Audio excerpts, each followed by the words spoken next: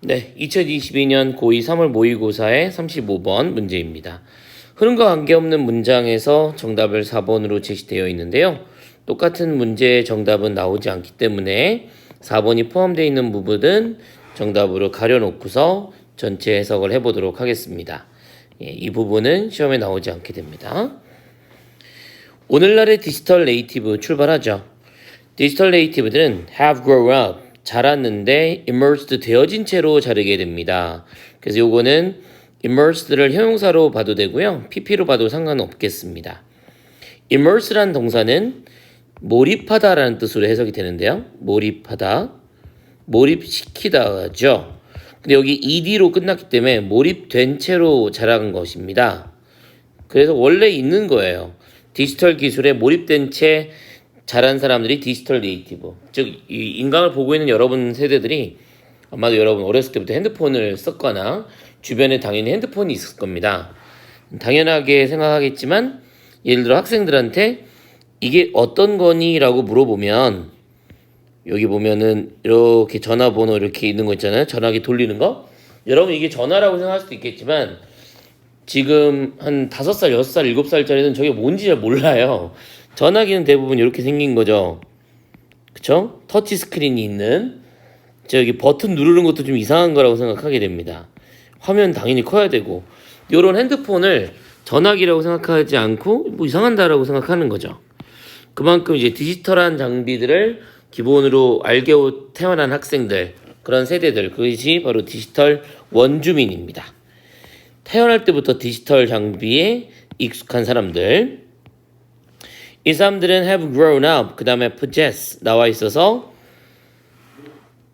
뭘 갖고 있죠. possess는 s가 끝났지만 얘는 원형이 저렇게 생겼습니다. possess. 그래서 병렬 구조로 and 병렬로 봤을 때 뒤에 나와 있는 possess와 앞에 나오는 have랑 같이 병렬로 가는 것이죠. 뭘 갖고 있냐면 technical aptitude to utilize the powers of their devices fully. 전치사구로 맨 마지막에 나와 있는 완벽하게 그들의 장치들의 힘을, 권력이나 힘을 쓸 수 있는 기술적인 aptitude. 요 aptitude는 여러 가지 철자가 될 수 있는 명사로 요거는 적성, 능력이라고 해석을 하는 거니까 기술적인 적성과 능력을 갖고 있다는 것입니다. 이 아이들이, 사람들이 they know which apps to use or which website to visit. 어떤 사이트에 들어가고 어떤 사이트는 들어가면 안 되고 어떤 앱을 써야 되고 이런 것들을 알고 있는 것이죠. 여기는 이제 병렬 구조로 나와 있고요.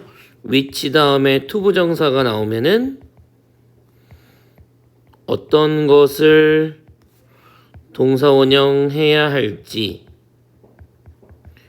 해석이 됩니다. 어떤 앱을 써야 할지, 어떤 웹사이트를 가야 할지는 알지만 그들은 반드시 do not necessarily understand, 이해할 필요까지는 없습니다. not과 necessarily,가 붙어 있는 건요, 우연의 일치가 아니고요. 이 부분은 잘 기억을 해 두셔야 됩니다. not necessarily, 반드시 뭐뭐 하는 것은 아니다. workings behind the touch screen, 터치 스크린 뒤에 숨겨져 있는 그 뒤에 작동 원리, 이 working은 그렇게 의역을 하죠.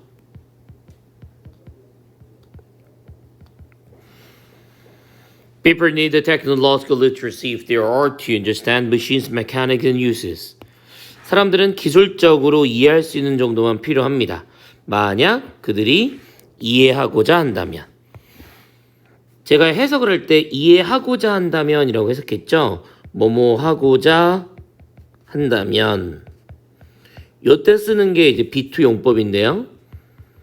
B2 용법은 앞에 나와 있는 주어와 to 부정사가 같지 않을 때 쓰는 겁니다. 예를 들어 내 직업은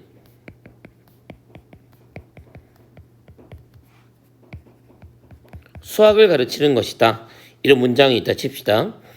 이 동사랑 앞에 나와 있는 주어 그리고 보어는 같은 구조가 되죠. 그러면서 뒤에 나와 있는 to 부정사가 바로 명사적 용법이 되는데 이때 명사적 용법이 되면 뜻을 뭐뭐 하기로 해석되기 때문에 간단합니다. 근데 거꾸로 이런 표현이 있죠.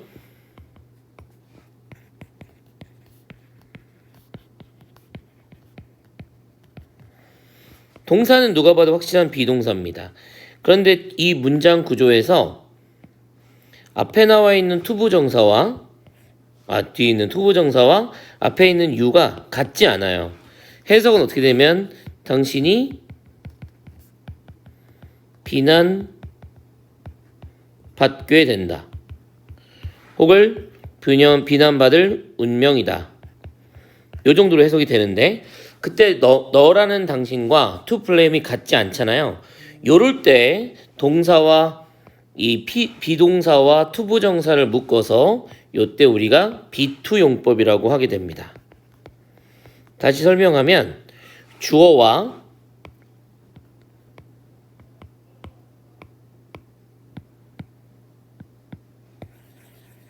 뒤에 있는 투부정사가 같지 않은 구조, 즉 명사적 용법으로 쓸 수 없는 것으로 쓰는 구조를 be-to 용법이라 하는데요. 그때 이 be-to 용법은 여러 가지가 있지만 이런 운명에 관한 개념, 미래에 대한 개념, 의무에 대한 개념들이 등장하게 됩니다. 그리고 당위성 이런 것들을 갖게 되거든요. 요거 모르시면 잘 적어두시고요. 돌아와서 보겠습니다. If there are to, 의도의 의미를 갖고 있는 be-to 용법입니다. 당신이 기계, 메카닉스, 그 다음에 사용세들을 이해하고자 한다면 그냥 기술적 literacy, 읽고 쓸 수 있는 능력만 알고 있으면 된다라는 겁니다. 기술을 읽고 쓴다는 거는 기초적으로 해야 될 일들만 알면 된다는 것으로 의역해 볼 수 있을 텐데요. 예를 들어 USB에 있는 파일을 옮겨서 PDF 파일로 만들고 그 PDF 파일이 있는 거를 네이버 메일로 전송해달라. 이거는 기술적으로 무슨 말인지 알아들을 만한 내용이잖아요. 근데 이걸 모르는 사람들은 정말 어려운 겁니다. USB를 어떻게 꽂아야 될지, 파일을 어떻게 저장할지, 복사할지 이런 것들 상당히 어려운 구조가 되는 거죠. In much the same way, 똑같은 방식으로 as factory workers 100 years ago, 100년 전에 공장 노동자가 필요로 했던 그만큼 어떻게 이해했냐면 기계의 기본적인 구조만 이해하면 되는 거였죠.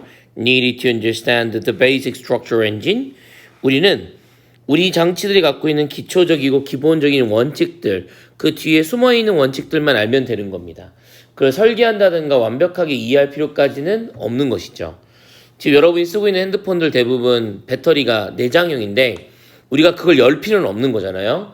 내장형의 배터리를 잘 충전만 하면 되고 너무 추운 온도나 너무 뜨거운 온도에만 노출되면 안 되는 거 아니겠습니까? 그 정도만 알면 된다. 이렇게 해석이 됩니다.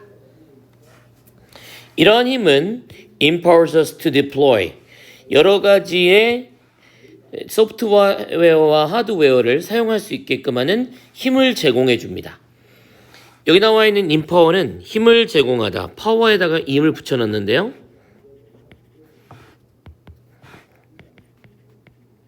힘에다가 en을 붙여서 n 발음하고 p 발음이 같이 된 게 m이 된 겁니다. 그래서 empower us to 그것들의 완벽하고 완전한 실용성으로 소프트웨어와 하드웨어를 사용할 수 있도록 힘을 제공해 줍니다. 그래서 우리의 힘들, 성취할 수 있고 만들 수 있는 힘을 극대화시키면서 맨 마지막 부분은 콤마 나와 있는 분사구문으로 마무리되어 있네요. 지문 자체가 뭐 대단하게 어려운 구조는 없는데 이 사람이 하고자 하는 바는 결국 우리한테 필요한 디지털 네이티브로서 기초적인 지식을 알고 있어야 된다. 최소한의 지식만 알면 모든 걸 해볼 수 있을 것이다. 이런 맥락의 글로 보여집니다. 이렇게 설명을 해봤고요. 35번 지문은 4번을 지운 상태로 풀면 되기 때문에 그 부분을 바탕으로 공부를 해두시기 바랍니다. 35번은 여기까지 하겠습니다.